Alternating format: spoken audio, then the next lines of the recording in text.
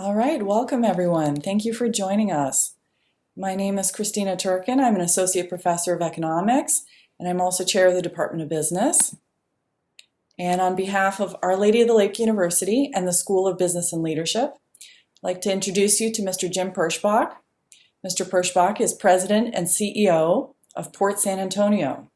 He joined the port in 2014 as the organization's executive vice president of business development, leading a team that provides strategic support to grow advanced industries, including aerospace, cybersecurity, defense, manufacturing, and global logistics.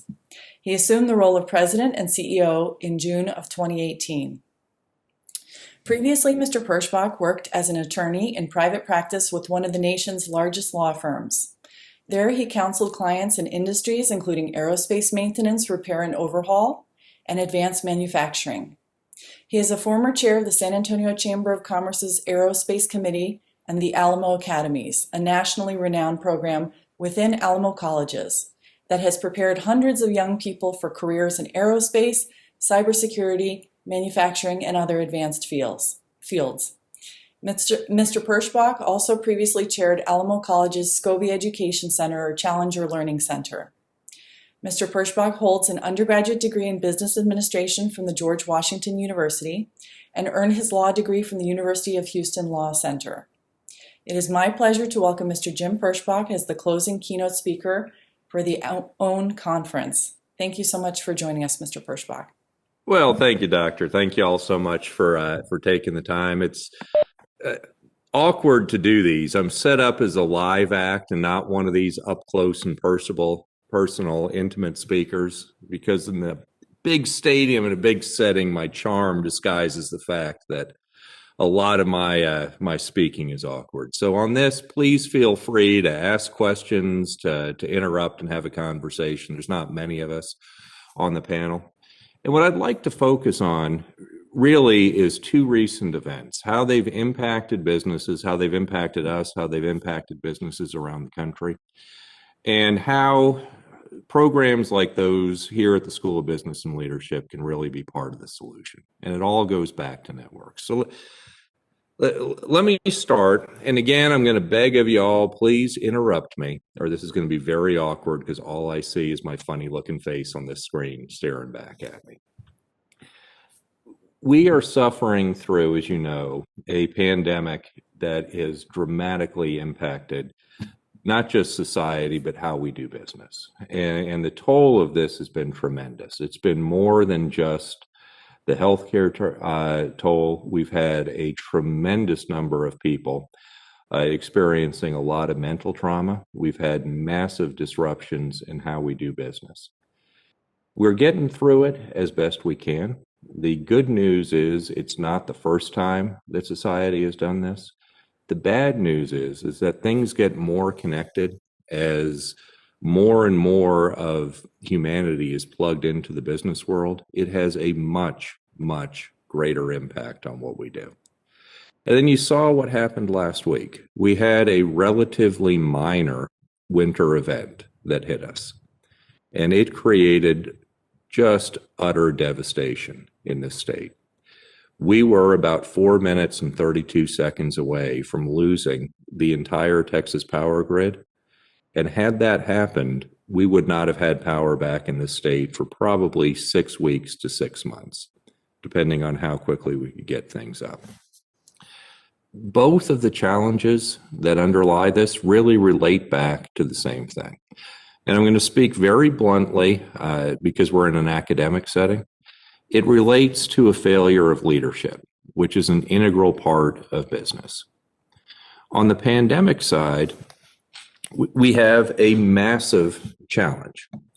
The science of epidemiology and the science of healthcare is necessarily backward looking, and it is necessarily focused just upon healthcare. It is not focused upon how the people, the patients, integrate into the larger economy, how they integrate into the larger human systems, how they integrate into what we're trying to accomplish in this world.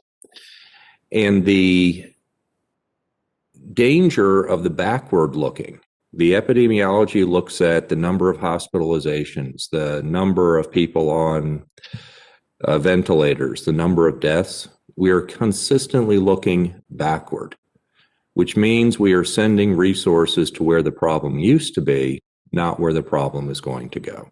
And we are making decisions on a blanket basis without knowing how we can properly manage and allocate those resources.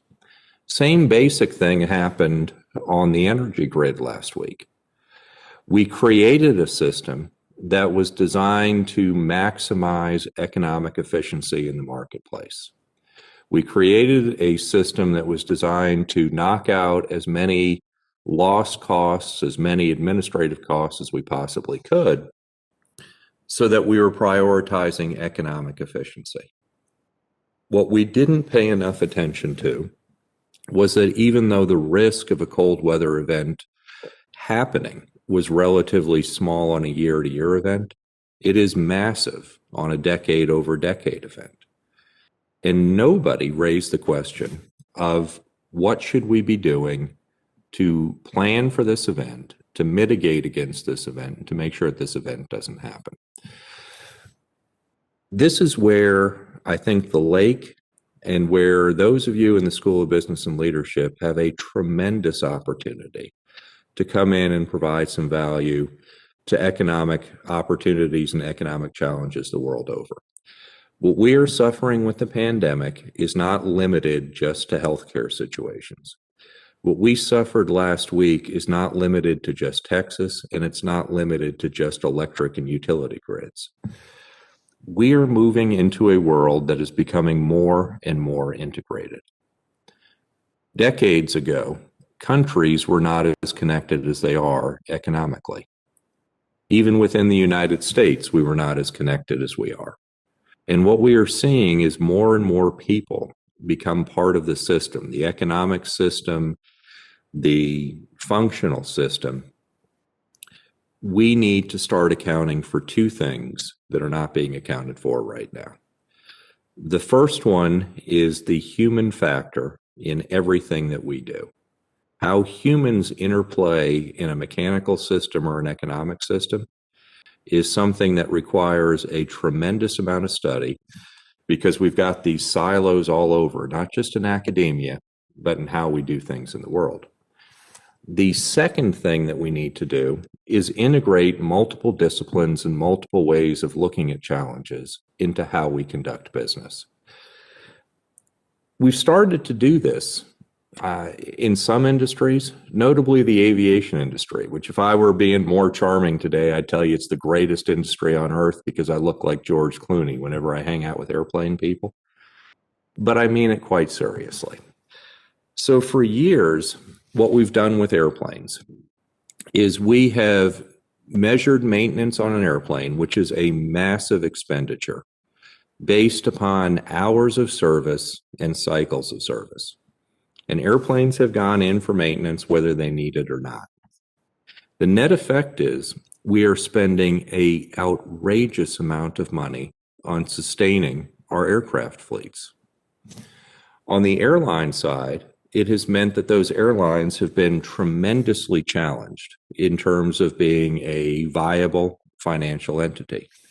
Until a couple years ago, Warren Buffett would tell you that the airline industry hadn't made a profit in its entire existence. There were a few years where it became profitable, and that has gone completely into the toilet over the past pandemic year. On the military side, we have only funded about 67% of the necessary expenditures for military aircraft, which means at any point in time, a good chunk of the fleet, not directly 33%, but probably at least a quarter of our fleet is grounded. So it is a national security risk, it's an economic risk. There's a solution, and the solution is being found in what's called predictive maintenance. If you think about the movie, and I can't remember the name of the movie right now, if you know when something is going to break before it breaks, you have the ability to get in there, direct resources to where they need to be, spend less money in the time that in the overall package, but have a better return on that money. So I'll give you a couple of examples. Minority Point report, thank you. I'll give you a couple examples of where this is working. As an industry, the commercial aviation group has taken about 20 new sensors and applied those to aircraft engines. So we are gathering data throughout every cycle of that flight. But a single flight, a single transatlantic flight, which is about 7 to 8 hours, is going to generate about a terabyte's worth of data per engine. And so the challenge is, what do you do with that data? How do you take that data and put it into a format that can be used? A couple of years ago, I was at an Aero Engines conference talking to a bunch of people work in the engine side, the power plant side of the aviation industry, who were complaining that they had just spent a couple $1 million with a Silicon Valley firm to get an app. And the app was perfect. It did exactly what it was supposed to do on the digital side, but the people who put the app together had no idea how airplanes work, no idea how engines work, and no idea what information would be necessary for the folks who are actually going to try and use that data. And that became the underlying basis for what we're doing here at Port San Antonio and what's being done in the aviation industry across the country. We are bringing digital experts, we're bringing technical experts, we're bringing systems experts who have absolutely no knowledge of airplanes to work with the people who understand the airplanes to find new solutions so that we can integrate those solutions. It sounds simple, but you would be surprised how little of this is going on in the world. Let me turn to energy for a second. You know, what we experienced last week, whether it's new energy, whether it's traditional energy, whether it's the dirtiest energy you can think of, all of that is running through the same inherently flawed system, which is the wired connected distribution system. We are using the same system to distribute electricity that was being used in the late 19th century. Why on earth are we doing that? We know how to distribute energy wirelessly. And there are some efforts underway. In New Zealand, they are testing the wireless transmission of electricity. But the real solution, and the solution that is going to open up massive parts of this planet to better wealth opportunities, to better financial opportunities, to better profits for business, and frankly, avoid all of the challenges that we're having from energy, come from one simple solution. Put a satellite up into orbit that captures solar radiation the entire time that it's circling the planet, with just a few exceptions, and then wirelessly transmit that power back to Earth. And if you can do that, then you've done a couple things that are amazing. Ultimately, you've obsoleted all terrestrial power generation. So we have solved the Green New Deal right there. You've also made energy cheap, renewable, and able to be sent wherever it needs to be sent. We could power electric cars wherever you can get a cell phone signal. We can power buildings. We no longer have to worry about hurricanes or ice storms. We can take power and we can send it to the parts of this state and the parts of this world that don't have power. You can then, and it sounds like science fiction, but if you've seen an air conditioner work or a dehumidifier, with enough power, you can generate water out of the ambient air. We can solve the water crisis all over this world. And by doing that, what we have done is we have expanded the potential resources and the economic wealth for the planet. And what you're going to say is, Jim, it sounds like science fiction. Why hasn't anybody done it? And the reason that nobody's done it relates back to a NASA study that our government did in the 1980s. The cost of launching one of those satellites is astronomical. Not just in terms of the dollars, but the energy that would be required to send something up that is miles and miles in size. In the 1980s, we didn't have the technology to do that. And as a nation, we made the decision that we were going to stand down on the exploration of space-based power generation. This year, China is going to launch a satellite, and it's going to be a very small working model as to how you can generate power from space and send it back to Earth. We have just declassified a program. It's called PRAM, and I forget what PRAM stands for, where we have a small 12-inch by 12-inch panel up in low Earth orbit right now that is proving that this solar-based power generation works. It's only 10 watts. It's not much, but it's something. But we have to solve the challenge of making that financially feasible.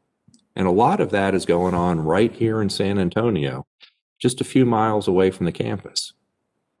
So we've got, the first challenge is you can't possibly build these satellites on Earth. You have to build them either on the moon or you have to build them in orbit. But how on Earth are you going to get somebody to the moon to build a habitation? Sending a human being to the moon costs a fortune.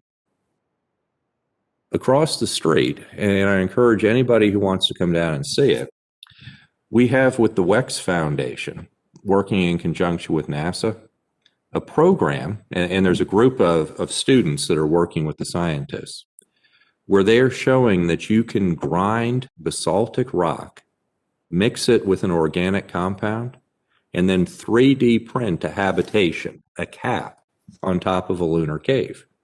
You've probably seen the videos of this being done all over the world, a lot of them being done in South America and Africa, where they 3D print a concrete habitation. This concept has a robotic mining system that goes up there, grinds the basaltic rock, which is what the moon is made out of, mixes it with the organic compound, turns it into a slurry that can then be 3D printed. We're proving it works. We've got a very small model, working model, over there in what we call the Foxworks across the street. The next stage is to do a 1/3 size model. The next stage is to do a full-size model. So we're tremendously excited about that. But the question is, what lunar cave do you put it on top of? How on Earth can you go in there and make sure that that cave has the right type of floor, the right ceiling height, doesn't have a hole in it, without sending a human being up there to explore it? There's a company here on the property called Reckon Point, started by a local, I call him a young man because he's younger than me, but he's not that young. It's a 40-pound robot, and on the top of it is a LiDAR array, a measuring array that he originally put together because what he wanted to do was measure commercial buildings. And it can measure a building within a centimeter of accuracy, 2 centimeters of accuracy, almost instantaneously. On Earth, that saves landlords and building owners outrageous amounts of money. On the moon, it allows us to send something up that would cost about $40,000 in payload, that we can go up and find that. The next challenge is, how do you take a robot out of a controlled environment? The robotics technology right now is no longer new and groundbreaking, but every robot has an inherent challenge. It's either a remote controlled device that a human has to be right there, and you've seen these folks with the giant remote controls moving them around, or it has to be completely programmed and in a completely controlled environment, like you'd see at a factory at Toyota or Ford or anywhere else. Company here on the property called Plus One Robotics. And what they did is they designed a system that incorporates sensors and artificial intelligence and supervised autonomy. Supervised autonomy is you put a person into the machine learning process to supervise its learning remotely. And they did it to solve the Tetris problem in logistics. The Tetris problem is, if think of Amazon, and you've got coming down that conveyor belt toothbrushes and toilet paper and laptops and books and Xboxes. How do you stack that into an aircraft container or into a truck container or a train container without using human beings? Their robots were designed to do that. but now the robot can go out of the controlled environment and could be used either on the moon for that system, or it could be used, frankly, in orbit. It's a tremendous advance. And the last one I like talking about is a company called Xyrek. They've got here on the campus the largest mobile robot ever made. It's 72 feet tall. And at the end of its arm is a 20 kilowatt laser. It's a directed energy weapon, and it's terrifying. But it does two things for us. The first one is on aviation. Stripping the coating off of an airplane is one of the most dangerous, most environmentally toxic systems that is done in aviation. That system incinerates this coating, and it saves about 500 gallons of toxic chemicals per aircraft, about 4,000 gallons of toxic wastewater per aircraft, and 30 tons of carbon dioxide emissions per aircraft. It also takes 30 people out of jobs that are occupationally dangerous, not just because of the exposure to those chemicals, but because the fact you're walking all over a really big, really high, wet, curved metal surface. And it saves 60% of the time. It's that incorporation of new concepts and new technologies into existing technologies that we're excited to say San Antonio is leading the way on. The part that we need to look to schools like the School of Business and Leadership on is the human factor. Because the hardest part about all of this is not the technological integration. Engineers can do that all day. It's how do you get people to work together, and how do you design systems that can actually be used in the real world? How many of you during this pandemic have been frustrated with all these different Zoom, WebEx systems, Teams systems, what have you, with all the passwords you have to remember? And what happens if you design a technology that just doesn't work in the industry that it's being used in? It adds absolutely no value. It either gets completely ignored or it winds up being a drain on the system. And if you design a process that doesn't account for the human nature, you've got a massive problem. And before I stop talking, because I'm even boring myself here, think about the pandemic situation for a second.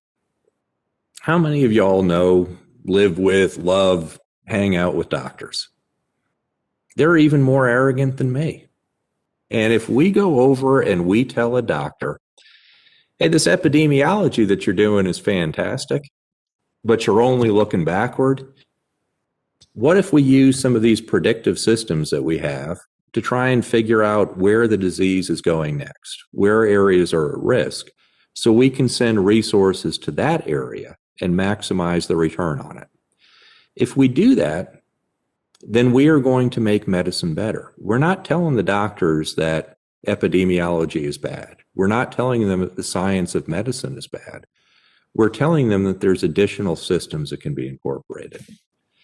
And I'm going to tell you right now, in the industrial complex in America, in the defense complex in America, in the medical complex in America, we are awful at dealing with each other. We speak different languages, we have different cultures, we frankly see more disparity than we see commonality.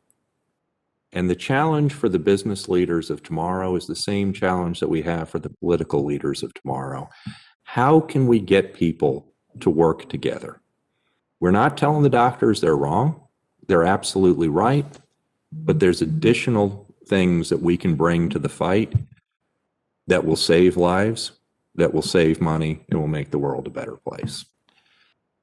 That's the challenge for leadership. And it's something that I've got to tell you, I think the lake is particularly well positioned to take a leading role on. And with that, you've just listened to almost 30 minutes of me babble on awkwardly. I would love to have a conversation.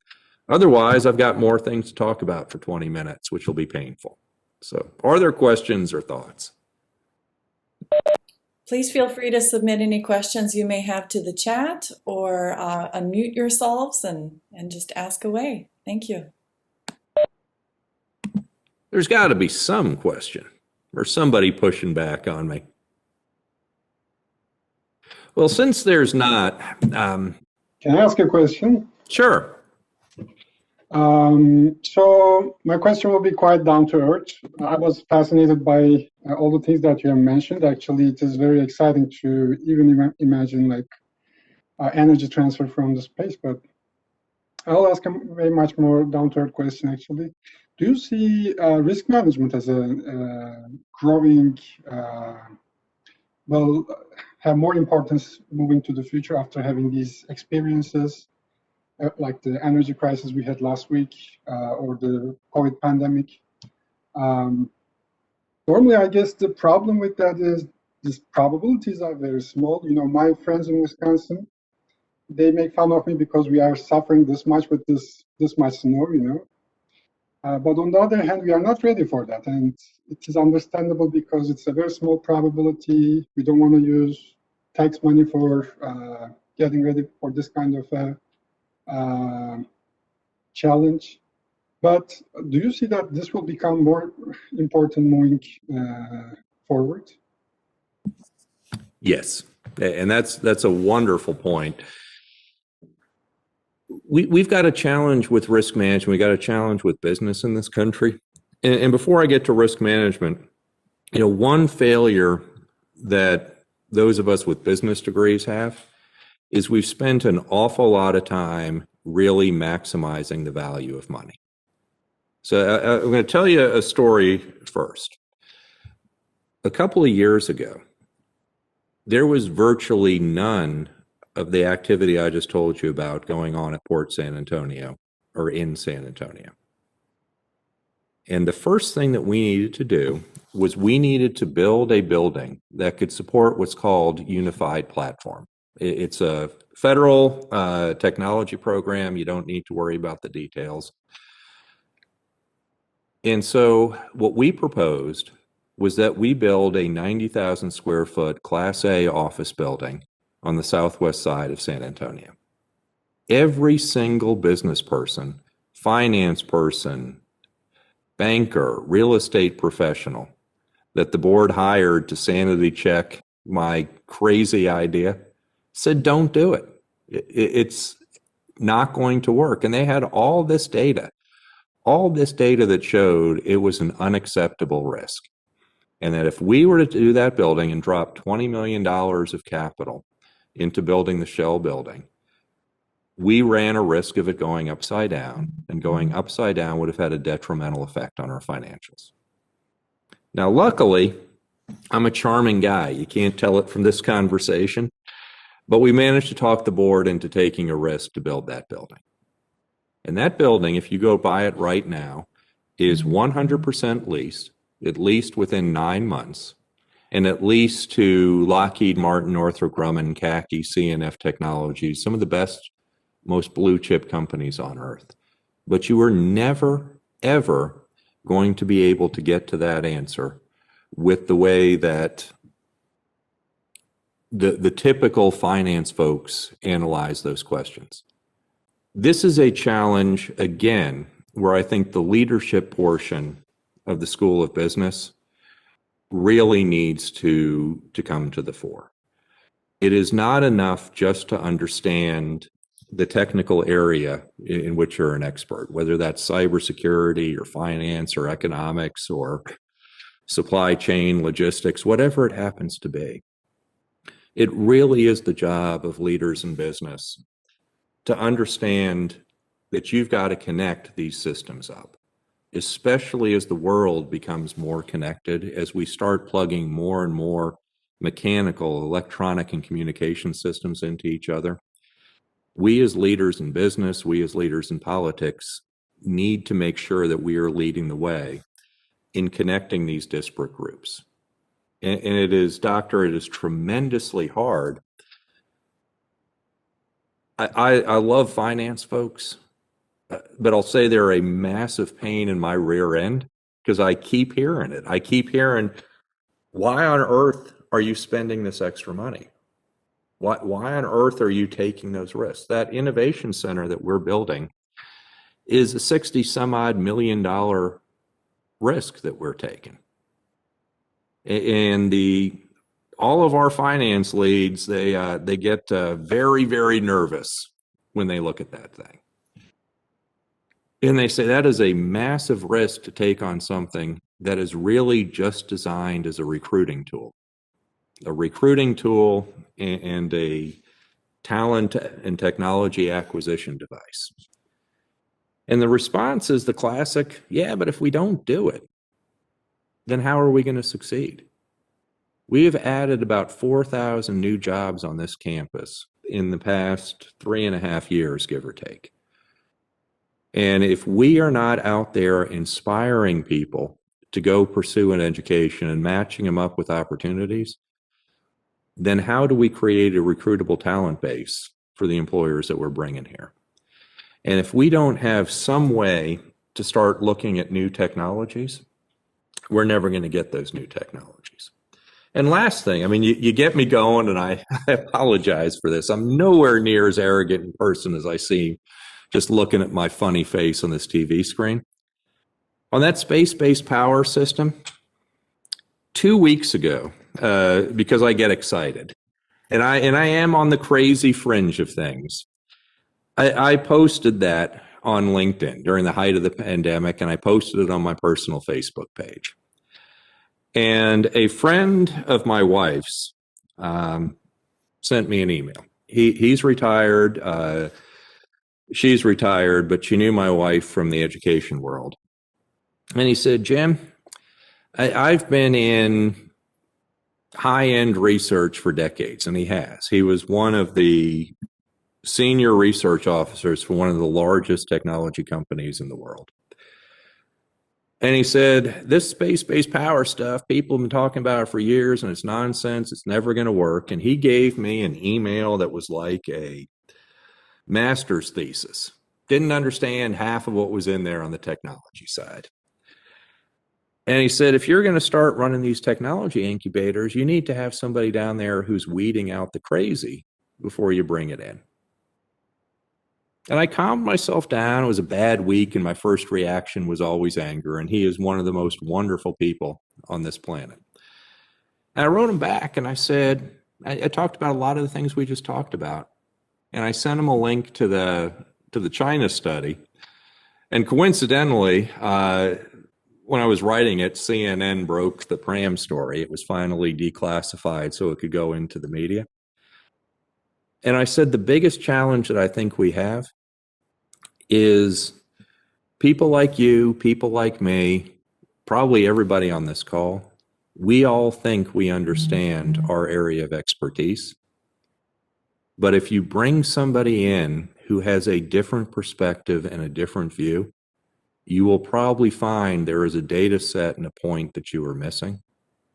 And so to answer your question, Doctor, on the risk management side, I think the biggest challenge with risk managers is twofold. One, they need to know when to really put the brakes on something and when not to put the brakes on something. It's not always as easy as just looking at the data. And the second is data is only as good as the scope of the data that you bring to the table. There are, and I see this every day on the business side, there are a lot of ways of looking at problems that are not being incorporated into financial models and risk management models that lead to bad decisions, technically accurate decisions, decisions that are wonderful on the known data, but don't incorporate other perspectives to that. And that's something where those of you on the faculty at this school, and those of you studying at this school, I am a massive, massive fan of the Lake, and I'm a massive fan of the work that you're doing. Because what we have noticed from graduates and students at the Lake, what we've noticed from faculty at the Lake, is for whatever reason, whether it's the heritage and the culture at this institution, whether it's just a bunch of bright people, or whether it's people that just work together, there are some really, really cutting edge ways of thinking and some real leadership being shown out of this institution. And for that, I can't tell you how much I thank you.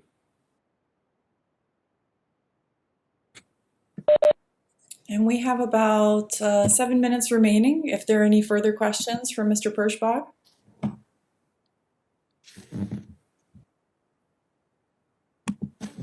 You were truly inspiring. This is an awesome presentation. It covers so much more. It's what we feel. I don't feel frustrated by or let down. This is an inspirational that, the things that we go through, there is a solution. There is something out there. Thank you so much. Thank you, thank you, thank you. Oh, you're far too kind. Thank you so much, ma'am. Nobody wants to hear more about the 20 kilowatt laser on a 72-foot tall robot? Sure, that would be fantastic. It is absolutely terrifying. It really is.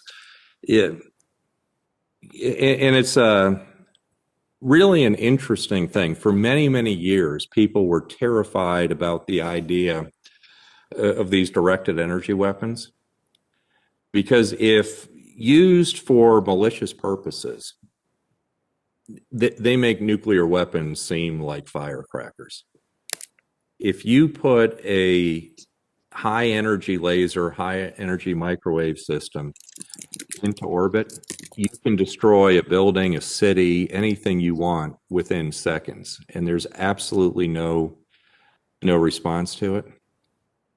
But if you change the concept of that, what that allows us to do is to save people, which is the most important part, but save money and save time, which opens up new opportunities. From the space-based power generation, it's the laser beams that are going to make sure that that energy beam does not go and blow up a building or blow up a city, because it's not going to work until those two pieces are connected. And again, that's something that really requires getting people to focus on the right side. I have grown up we were talking before the call, in the defense industrial world. And so a lot of what I do focuses back on strategic advantage in the geopolitical sense and the projection of national dominance and all that good stuff. The point is,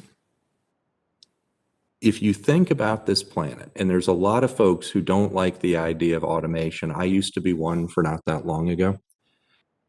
There are massive parts of the planet that don't have access to the types of civilizing opportunities that we take for granted in San Antonio. There are people living in Texas today that don't have electricity or running water to their homes in the colonias. There are people in Africa and South America, all over the world, that really don't have those resources. And we are on the verge of being able to bring resources to them. And this is another challenge, and forgive me for an editorial. As humans, we're hardwired to believe in scarcity. We're hardwired to go out there and compete, because we think that if we don't grab that piece of the pie, that pie is going to be gone. We haven't even started to scratch the surface of resources on this planet.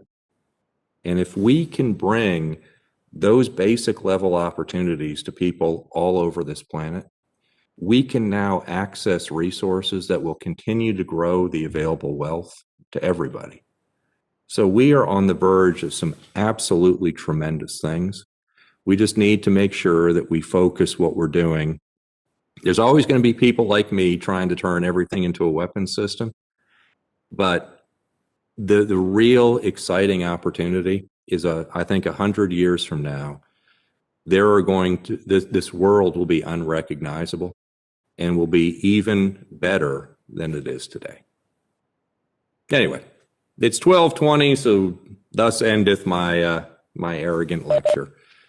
And if you're not staring this close to me on a TV screen, I promise you I'm not as goofy as I look on this thing, although I'm pretty close. Mr. Perschbach, it's been a pleasure to meet you, and I thank you for joining us, and really appreciate the insight that you've given us in terms of the effects of COVID and the recent winter storm on a variety of industries. And I echo what Geraldine said. Your speech has been very inspiring, and really it brings forth how these challenges can really lead to opportunities for creative solutions. So thank you so much for that, and I appreciate everyone joining us as well. And our next session will be at 12:30. So please, join once again at that time for a session on healthcare management and economics. At 1:30, we have a session on marketing, and 2:30, our last session is on computer information systems and security. So again, thank you all for joining us. Thank you, Mr. Perschbach. Thank you all so much. You have a good day. Take care. Bye-bye.